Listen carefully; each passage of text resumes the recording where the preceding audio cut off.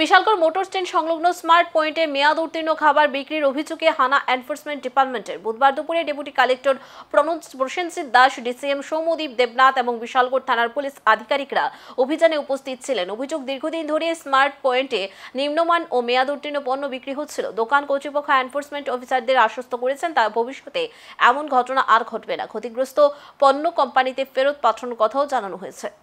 আমরা বিশালগড় যে স্মার্ট বাজার আছে, রিলায়েন্স স্মার্ট জিও, সেটার মধ্যে একটা কমপ্লেন এসেছিল।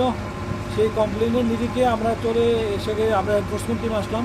এসে আমরা দেখলাম যে এখানে তাদের কিছু যে গ্রোসারির যে জিনিসগুলো আছে সেগুলো আমরা এক্সপায়ারি যে ঠিকঠাক আছে কিনা দেখার জন্য এগুলো নিয়ে আমরা সবগুলো চেক আপ করে আসলাম যে ম্যাক্সিমাম জিনিসই ঠিকঠাক আছে এবং কিছু জিনিস যেটা তাদের ভেরি সুন এক্সপায়ার হবে সেগুলো তারা আলাদা সেগ্রিগেট করে রেখেছে এবং যেগুলো এক্সপায়ারি হয়েছে সেগুলো অলরেডি ভিতরে ঢুকিয়ে রেখেছে, কিন্তু এক্সপায়ারি মাল আমরা তদন্ত ক্রমে পাইনি।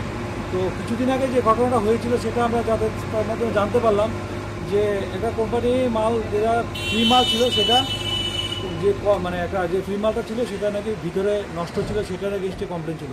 তো অ্যাকর্ডিংলি এরকম মাল তাদের এখন স্টকে নেই, এরকম তারা কোম্পানির কাছে জানিয়েছে, সেগুলো ওদের ভবিষ্যতে হবে না, কাস্টমারের সঙ্গে ভালো পরিষেবা দেবে, এরকম এসুর আমাদেরকে করলো। আশা করি নেক্সট টাইম এরকম কিছু হবে না। এটা বিশালগড় আপনার মোটর স্ট্যান্ডের সঙ্গে স্মার্ট যে স্মার্ট পয়েন্ট।